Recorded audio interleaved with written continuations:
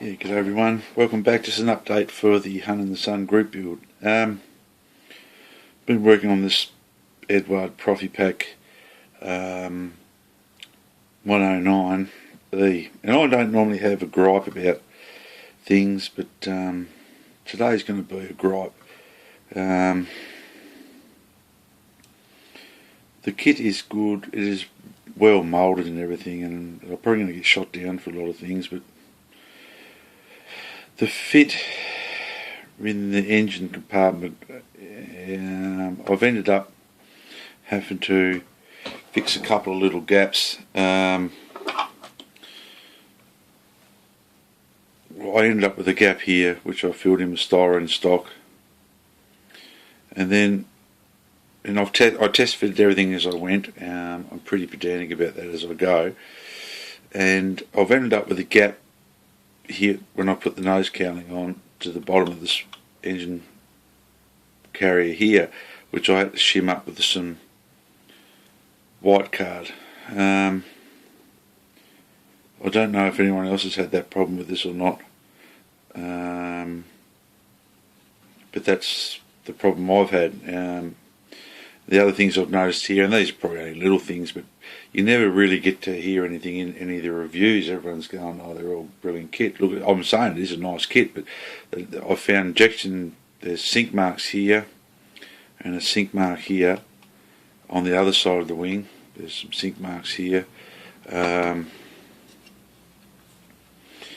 These radiator covers here take a lot of work to get to fit. I don't know if anyone else had the same trouble. Just to be aware, if you go to build one, and a bit of an issue for here, as you can see, just a tiny little bit of filler in there, but apart from that, a good kit. A little bit of mismatch in the rear fuselage that had to be tidied up as well around the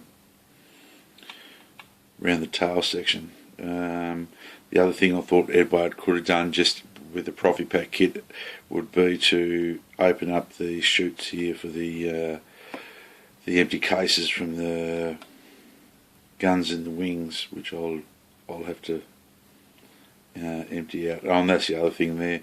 No matter how hard I tried, I've ended up with a gap at each wingtip, which I'm going to have to carefully fill.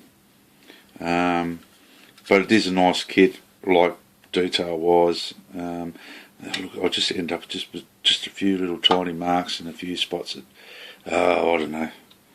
I think I might have expected a little bit more than that, but so I'm happy so far with it. I've had to do a lot of test fitting to get the nose, the propeller hub to sit right, but it has done not too badly. So I've done that. The weekend edition one will be a lot easier to build. I should have built that one a bit more than this one, because I found a few of the faults in that I can rectify. So I'll have this one in the painting stage, I reckon, within the next day or so. Then I'll do another video and have it like get started on the other one. The only other thing I've been working on is the not for the group build, but I showed you this thing before. This is all ready to go. I had to make some hub detail for the front from scratch for the propeller blade. Just a few other bits and pieces. I'm just going to slap a bit of RLMO2 over this one as well in the next few days. And that's about it really. I've sort of been concentrating on this 109 with a few of its fit issues. I've decided that it wasn't as, like, just was a bit tedious. It's been a really not a shake and bake kit, but the level of detail in the airframe has been a lot better than any other kit I've built. The finesse is very, very nice. You have to be very careful assembling the different components, because it is very, very easy to damage some of the fantastic line, even though there wasn't much of a line here. When I did sand and polish it out, I did rescribe a little bit here on the top. I just noticed there's a little scratch there which I'll have to polish out. and hopefully I haven't filled that. I want to still leave that line in the top of the fuselage there, because that was a noticeable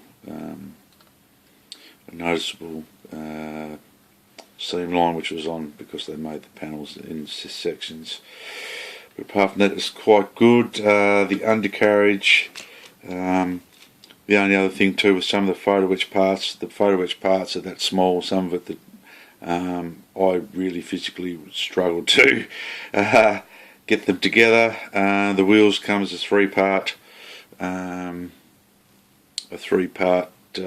themselves, very, very nicely done, right down to the writing on the sidewalls. They look quite nice. I really do like that.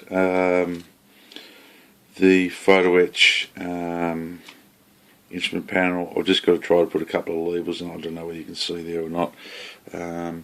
There it goes. I have to put a couple of levers on that out of the photo etch, but that's nice.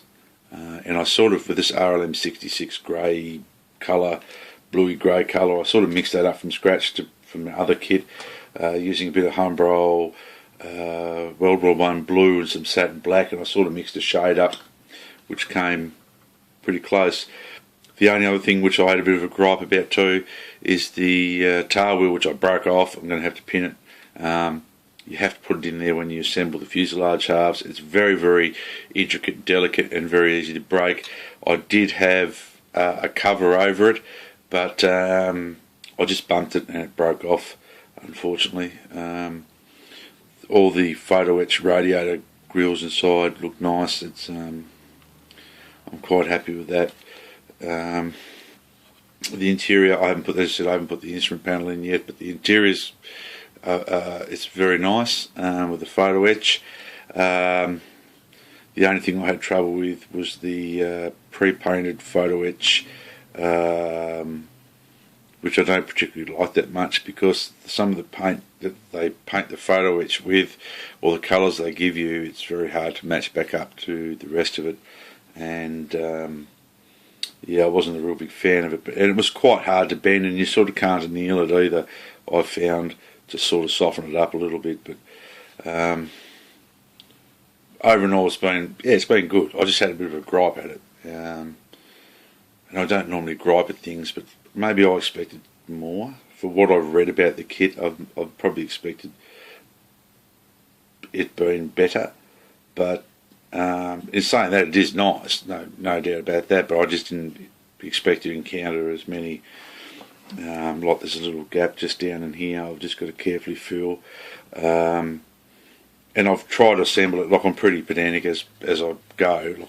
Like I'll test fit something 2 or 3 times before I even, or dry fit, before I even add glue to it, and I just don't know where I've gone wrong in here. I don't know. I even, as you can see now, I've taken the engine open cowling, which I wanted to display it open. I put all that work into that engine just to cover it over so I could get a better fit. And I don't know what I've done. But it'll look alright.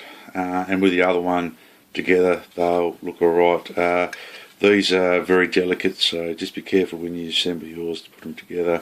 And I haven't put the rudder on for the simple fact that they'll be painted white. The nose section on this one will be painted white, maybe with a bit of a wash over it all. It might become a better, like a better fit. But that's what I've been doing there. I haven't been doing anything for the RAF build. Excuse me, got a bit of hay fever today. Got a bit of hay fever every day. I haven't been doing anything for the RAF build so far. Let me find where I've got here. So all I've done so far, to my whole to find, I've sprayed the fuselage halves together. I haven't even gloss coated them for a wash. The cockpit is assembled. So I've got that to do. That's the Airfix 1/72 scale kit. it looks a nice little kit so far. I have got a second one which I won't be building with this group build, but I ended up getting some decals the other day, which, so all the Paul Defiance I've seen so far are all been the same. I did pick up an old Eshy decal sheet that had the a couple of different versions in it. So I might do another one, the FX one I've got, but I might do it in a different scheme so it's not the same as all the rest of the ones on a box art. I do like the Black Knight Fighter one, which I would want to do one anyway. This one's got a little bit of nose art on it, so yeah, the decal sheet itself is a little bit yellowed in a couple of areas, as you can see, but I either bleach them by putting them back into direct sunlight in a Ziploc bag, and I'll just tape them to a window, and within 3 or 4 days here in Australia, the yellowness goes out the decal sheet altogether.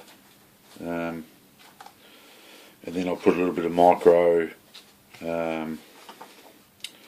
decal sort of fluid over them as well, and just make sure they don't fall apart. The other thing that came with the kit, with the thing, I've got some mosquito decals that came with it as well, so I do like that one because of the stripe, but I'll build the Australian version, of course. There's plenty of the old tooling 72nd scale Airfix Mozzies about now, so but that's all I've been doing. Sorry, Michael, and but I'll have those two kits built by the due date. Now, if anyone wants any extra time with the Hunt in the Sun group build, look, just let me know. If anyone wants to join, we can extend it. It's no massive big urgency deadline. We haven't got a real lot of people that are doing the group build anyway, so, and it's a fun thing. We don't want to go putting people under heaps of pressure. They're not going to enjoy it, so I don't mind. Extending the build date at all. So if you need more time, just let me know. It's quite alright. I have to say, a couple of builds I've seen, Michael's 32nd scale Edward 109E, fantastic job. The HE 100 that's been built, nice. Yeah, I like the kit. It's on my build list one day. I'd like to get a 48 scale one because they are only a little small machine, aren't they? They're a little fantastic thing. So keep up the good work, guys. It's good to see some videos about the M build going on out there. That's some nice builds in that one. Don't forget to support the the RAF group build. I don't know why I keep calling it the Battle of Britain one, with Michael, Modeler 633 and Fargo scale models. Good to see a lot of activity on the Facebook page for that one, as well as some builds being done, some fabulous work there. So I'll keep plodding along with this one. Should have an update. We're going to have a bit of paint on this 109, and hopefully we have some sort of result soon. So until then, guys, take care, and don't forget to model hard. Cheers.